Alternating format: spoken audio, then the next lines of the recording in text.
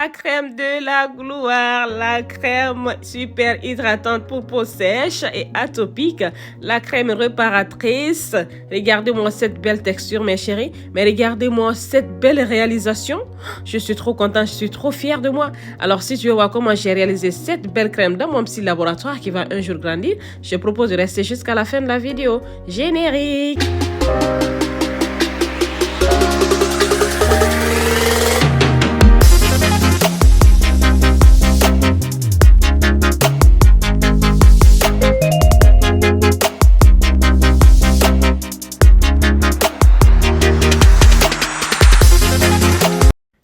De retour dans mon atelier, salam alaikum les filles, j'espère que vous allez bien. Moi je vais super bien, surtout que je suis très contente ce matin, ça dépend de l'heure à laquelle vous regardez la vidéo. Là on va faire une crème dans mon petit laboratoire, dans mon atelier. Et là je commence déjà par nettoyer les contenants que j'ai achetés sur AliExpress. Il faut savoir c'est des contenants de 300 ml, je crois bien, oui, c'est des petits contenants de 300 ml que je nettoie. Vous savez que c'est important l'hygiène. Donc quand je finis de nettoyer, je mets sécher. Et là, il y a ma petite assistante qui est toujours à mes côtés, qui sort les produits dont on a besoin. Voilà tous les produits dont on aura besoin pour la réalisation de la crème. La petite balance bien sûr. Et là, il y a ma petite assistante qui est prête. Elle va vous faire cette crème aujourd'hui. Elle nettoie les petits récipients. Bon bref, je disais, alors salam alaikum les filles. Alors si vous êtes nouvelles sur ma chaîne, si c'est la première fois que vous passez par là, je vous invite à vous abonner sur ma chaîne, à laisser un petit commentaire, à laisser un gros pouce bleu et me dire en commentaire si vous aussi vous faites de la cosmétique à la maison. Alors je vais commencer par nettoyer, par désinfecter tous les récipients avec du désinfectant de chez Naissance et on va commencer à peser les produits. Là, je commence par du gel d'aloe vera que vous connaissez déjà. Alors, il faut savoir que c'est presque les mêmes ingrédients que j'utilise vu que c'est c'est en grande quantité. Donc, c'est les mêmes ingrédients. Alors, là, on a de la glycérine végétale que je pèse. Enfin, il faut avoir 40 grammes de glycérine végétale pour cette crème réparatrice.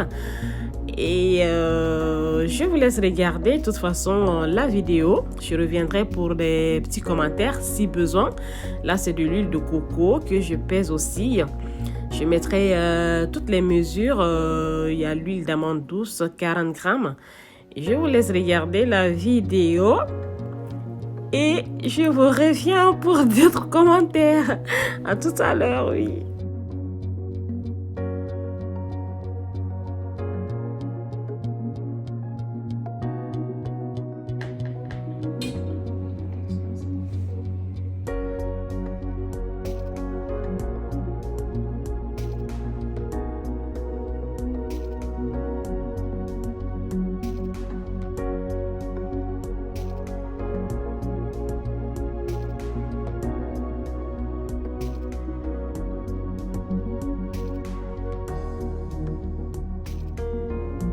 Alors là, on a de la cire d'abeille. La cire d'abeille blanche s'utilise pour apporter de la consistance et un pouvoir protecteur aux baumes, aux sticks et aux crèmes. Là, je vais peser 50 grammes. Alors, on a l'alcool citéralique.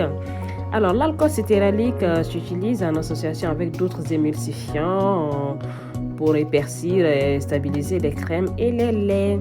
Donc, je vais laisser chauffer tout ça au bain-marie. Et je vais mélanger le tout avec mon mixeur plongeant. Très important. Après, vous pouvez le faire avec vos bras, mais je ne conseille pas. Alors, après avoir chauffé notre préparation, on va laisser refroidir.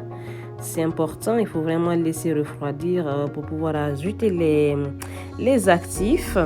Alors je mets en conditionnement, je mets dans de l'eau fraîche pour que ça puisse refroidir afin que je puisse ajouter tous mes actifs. Et là je pense que c'est prêt, ouais, je crois que c'est bon. Là, je vais mixer un tout petit peu et ajouter mes actifs.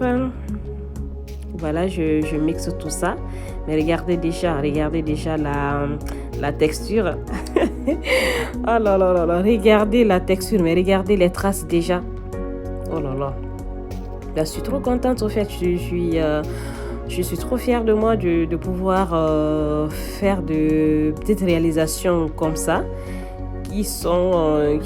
C'est vraiment ma passion, j'adore ça.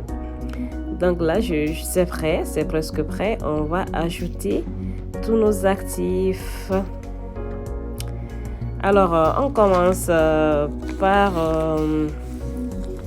ouais, on va encore remettre à refroidir. Oui. Et refroidir. Et on ajoute de la vitamine E. La vitamine E, vous connaissez déjà. C'est un conservateur pour tout ce qui va être la phase aqueuse, enfin la phase huileuse, ouais. Tout ce qui est huile d'olive, huile de coco et beurre de cacao. C'est cette vitamine E qui va venir protéger pour pouvoir conserver. Alors j'ai mis du conservateur Cosgar aussi, qui va venir protéger tout ce qui est aqueuse pour la conservation. Alors j'ajoute 25 grammes aussi de fragrance. Vous pouvez choisir le parfum de votre choix. Ça peut être facultatif aussi.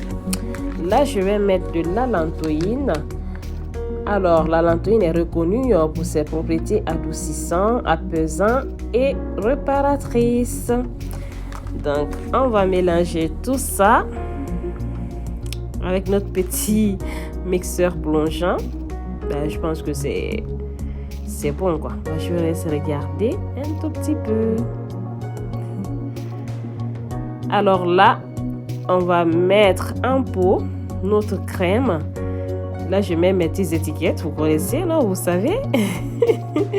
Je mets mes petites étiquettes sur laquelle je vais mentionner le nom du produit. Et après, je mettrai la date aussi de préparation. C'est important. Mais regardez-moi ça. Non, mais c'est trop joli. Après, cette couleur un peu jaunâtre, c'est l'huile d'olive extra vierge qui lui donne cette couleur un peu teintée jaunâtre comme ça. Mais sinon après, ça sent très très bon. Le citron meringué, ça sent bon, c'est pas très fort. Moi, je n'ajoute pas des huiles essentielles parce que je le mets, c'est pour toute la famille. Donc, mes enfants, je mets sur mes enfants. C'est pas trop recommandé quand vous avez des enfants d'ajouter des huiles essentielles dans vos préparations, dans vos cosmétiques.